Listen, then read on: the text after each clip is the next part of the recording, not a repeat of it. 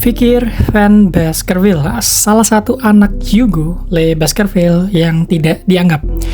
Pada usianya 8 tahun, dia sudah sangat berbakat, hingga bisa dikatakan seorang jenius. Tapi di dalam keluarga, dia hanya rata-rata atau biasa aja. Meranjak ke usia 20 tahun, Fikir sudah melancarkan berbagai macam pekerjaan kotor atau melakukan tugas-tugas dari keluarga, seperti memata-matai, melakukan pembunuhan, dan penaklukan. Masuk ke usia 29 tahun, kemampuan berpedangnya itu mentok atau mencapai batas maksimal dibandingkan saudara-saudaranya dari direct descendant atau keturunan langsung.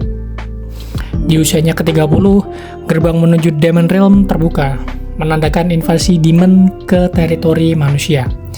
Lalu memasuki usia 35, Fikir melewati berbagai macam era kengerian dan kehancuran selagi menghabisi monster kesana kemari. Di usianya ke-39 tahun, perang yang telah berlangsung sangat lama akhirnya diakhiri dengan kemenangan umat manusia. Dan akhirnya, saat Fikir mencapai usia 40 tahun, ia mendapatkan hadiah dari kesetiaannya. Lalu hadiah dari kesetiaan selama bersusah payah melakukan segala macam tugas berpuluh-puluh tahun adalah, ya seperti di chapter 1 ya, fitnah dan hukuman mati. Kini sudut pandang kembali kepada kehidupan kedua Fikir. Fikir terbangun dari tidurnya, hanya untuk menyadari bahwa ia berhasil selamat setelah menyelam di Stick River lebih dari 7 menit.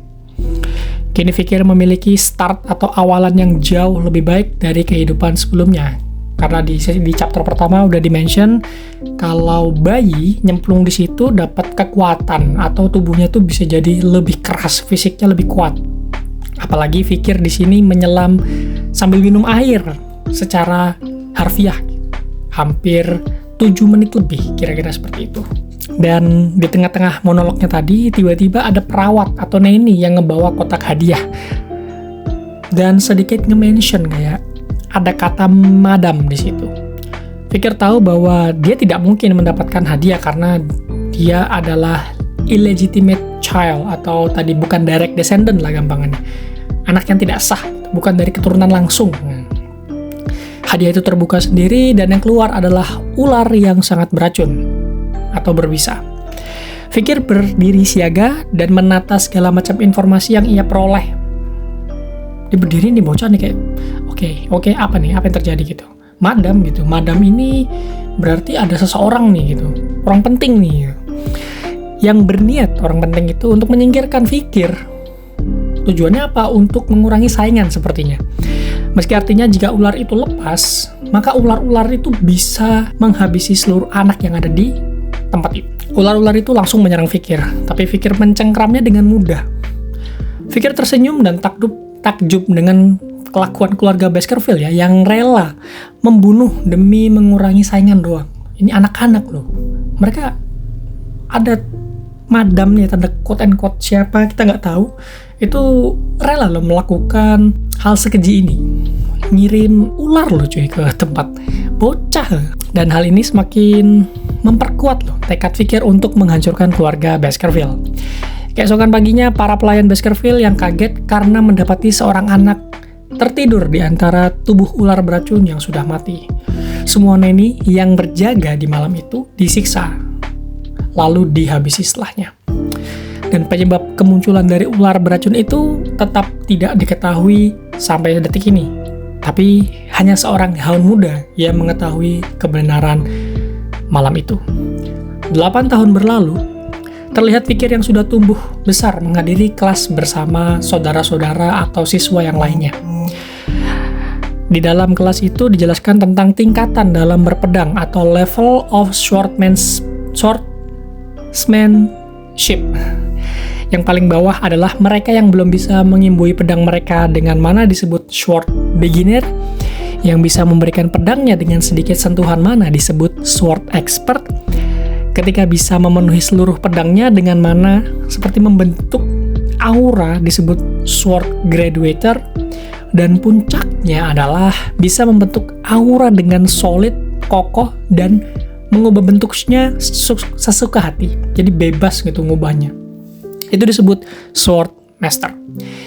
Dan hanya Hugo, sang patria yang mencapai level tertinggi di keluarga Baskerville saat ini. Semua siswa takjub kecuali Fikir. Saat Fikir menyadari bahwa Hugo sudah mencapai tingkat itu, Fikir semakin tidak sabar untuk memulihkan kekuatan yang dulu pernah ia miliki. Kalau bisa sebelum the coming of age ceremony atau perayaan ketika seorang anak-anak beranjak menjadi dewasa.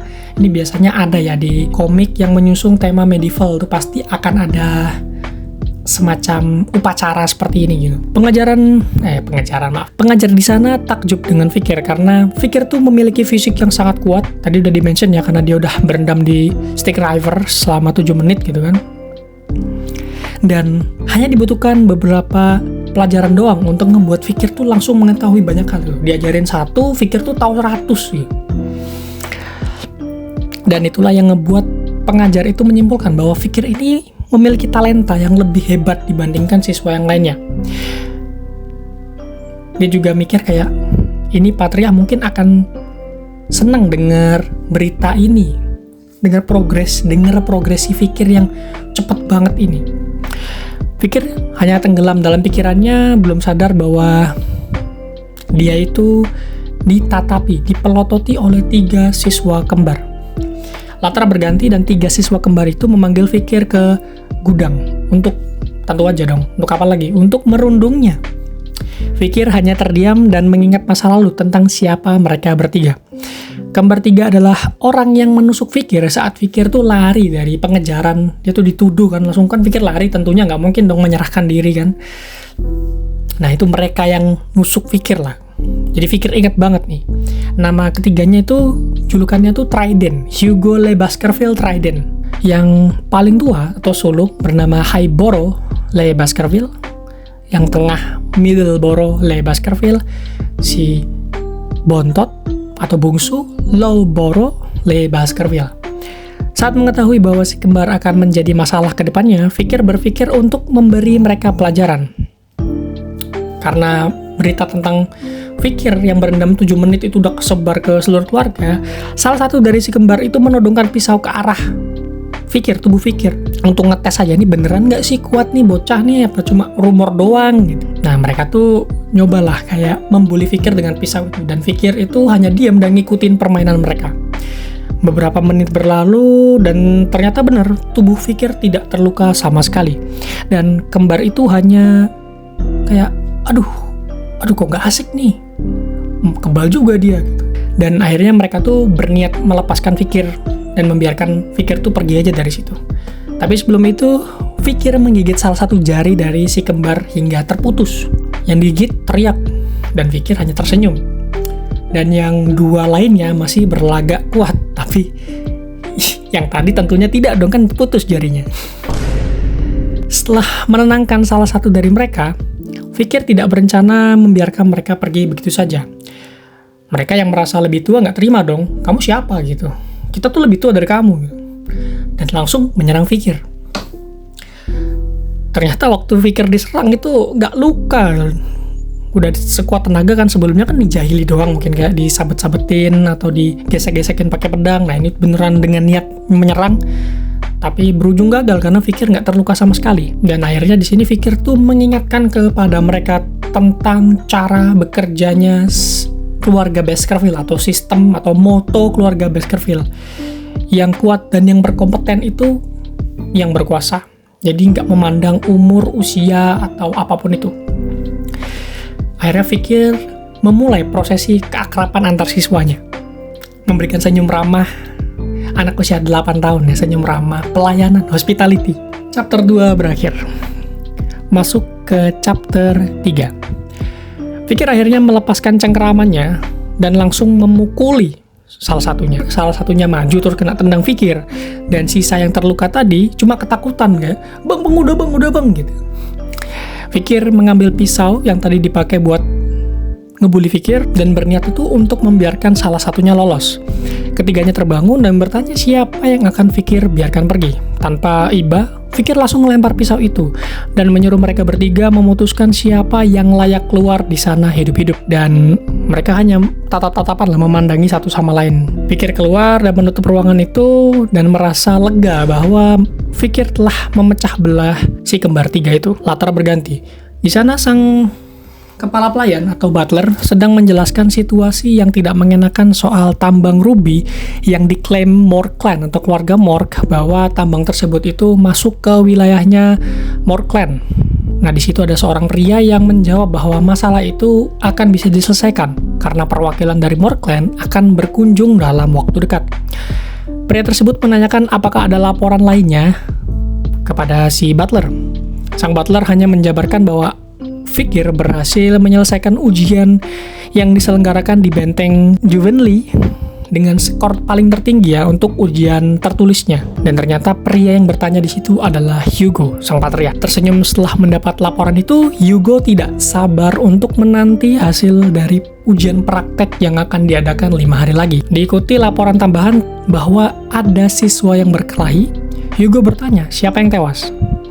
Kepala butler menjawab bahwa tidak ada kematian, tapi si kembar tiga mengalami luka-luka. Meski ditangani dengan baik, luka-luka mereka sembuh, tapi tidak dengan kondisi mental mereka. Mereka udah kena mental semua. Hugo keheranan, harusnya mereka bertiga tuh nggak mungkin berkelahi. Hugo tahu soalnya mereka tuh akrab kan. Tapi si kepala pelayan menambahi bahwa semua itu terjadi karena yang melukai mereka adalah siswa yang usianya tuh 1 tahun di bawah mereka. Fikir, Hugo terkejut mendengarnya. Singkat cerita, Fikir dipanggil ke ruangan Patria atau ruangannya Hugo.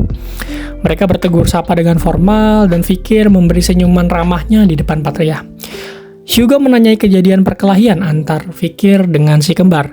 Fikir menjawab dengan polos bahwa seharusnya si kembar sudah dirawat dengan baik. Tapi yang Patria tanyakan bukan luka-luka di luar, melainkan luka secara mental yang membuat mereka semua tuh jadi jaga jarak.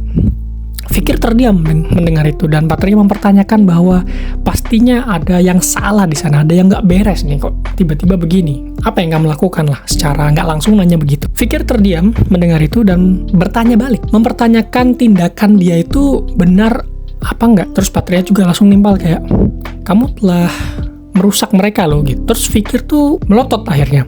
Dengan tajam, Fikir menjawab bahwa dialah yang lebih kuat dan yang kuat tidak perlu disalahkan. Patria dengan tenang menjelaskan bahwa si kembar berniat memaafkan Fikir, tapi Fikir tidak terlihat memiliki perasaan bersalah sama sekali. Setelah mendengar kata maaf, Fikir merasa keheranan dan Fikir mengeluarkan cerita dari memorinya di kehidupan sebelum regresi. Di sana diceritakan seorang putri dari keluarga yang pernah dihancurkan Hugo datang menemuinya. Dia telah menjadi nun, mengatakan bahwa Hugo itu telah dimaafkan dan menawarkan untuk memberikan doa atau ingin mendoakan. Dan apa tanggapan Hugo terhadap semua itu? Nah, di sini Fikir mengutip tanggapan Hugo dengan mata yang sangat-sangat tajam gitu. Aku percaya bahwa maaf adalah bentuk alasan yang dibuat oleh pihak lemah yang tak mampu membalas. Hugo yang mendengar kalimat itu tersenyum lebar dan takjub. Dia juga bangga karena Fikir mengetahui moto keluarga Baskerville bahwa yang kuatlah yang berkuasa dan menjadi lemah itu adalah dosa. Karena itu, Patria bilang kepada butler bahwa Fikir diizinkan untuk mengambil snack sebanyak apapun yang bisa ditampung oleh tangannya. Fikir menerima tawaran dan berniat mengambil coklat, lalu berterima kasih kepada Patria. Saat hendak pergi, Patria memanggil Fikir dengan cara yang berbeda dan menyemangati Fikir untuk jangan sampai kalah pada direct descendant. Fikir shock dong mendengar itu, agak kaget nih. Kenapa nih orang tiba-tiba kayak so akrab gitu? Dan sedikit memasak muka yang nggak mengenakan, sembari mengiyakan semangat yang diberikan Patria kayak, ya terima kasih semangatnya gitu. Sesampainya di gudang bersama kepala pelayan dan beberapa chef, si butler itu menawarkan coklat yang terkenal yang sering dinikmati keluarga Mork atau Mork Clan. Dan coklat ini tuh sangat sulit didapatkan. Tapi di sini Fikir lebih memilih kakao bean yang kaya akan aromanya. Kepala pelayan kaget dengan itu. Dan akhirnya Fikir mendapat sebungkus bloody bean, yang mana itu sangat terkenal. per bijinya atau satu biji Bloody Bean itu bisa menghasilkan 100 liter coklat. Fikir ya nyicip dikit kayak, ini pahit banget gitu dengan ekspresi Di sana kepala pelayan atau butler tuh menyimpulkan bahwa Fikir tuh ternyata sangat menyukai coklat sekali loh. Dan butler memiliki monolog sendiri. Monolognya tuh, meski Fikir memiliki banyak kekangan atau aturan ketat yang sudah diberikan kepada Patria, Fikir tetap menemukan cara untuk mendapatkan coklat sebanyak yang dia mau. Dan butler itu memuji kepintaran Fikir. Nah, mungkin monolognya butler ini terdengar aneh ya kalau dari ceritaku.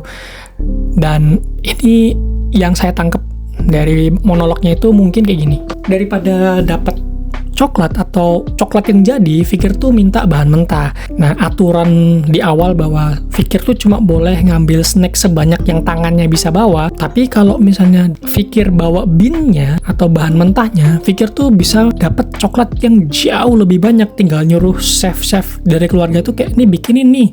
Nah, dia dapat 1 genggam nih cocoa bean per bijinya itu bisa menghasilkan 1 liter loh. Kan berarti kayak unlimited coklat lah. Makanya tuh butler tuh bilang nih Fikir nih cerdas juga ya dari. Oke, kembali ke cerita ya. Salah satu chef menawarkan untuk memproses Bloody Bean-nya dan mengantarkan ke ruangan Fikir. Tapi Fikir menolak dan hanya ingin membawa Bloody Bean tersebut. Kepala pelayan semakin bingung dan mungkin saja Fikir itu memiliki selera yang unik lah. Tadi udah bermonolog panjang tapi akhirnya kayak apa aku yang salah ya? Atau Fikirnya doang yang kayaknya memang suka bijinya itu atau cocoa bean-nya itu. Panel berganti. Di sini dijelaskan bahwa Bloody Bean itu tidak digunakan Fikir untuk jadi bahan makanan atau nggak dipakai Fikir buat makan, melainkan digunakan untuk ujian praktek yang akan diadakan 5 hari lagi. Dan tibalah hari di mana ujian praktek itu diadakan. Fikir tersenyum dengan pose tangan yang dimasukkan ke sakunya. Bro, that stuff gitu kan. Aku lihat bro, fitnya bro, I see the drip bro. Dan di hari itu akan muncul kekacauan yang tidak akan pernah terjadi sepanjang sejarah dalam keluarga Baskerville. Chapter 3 berakhir.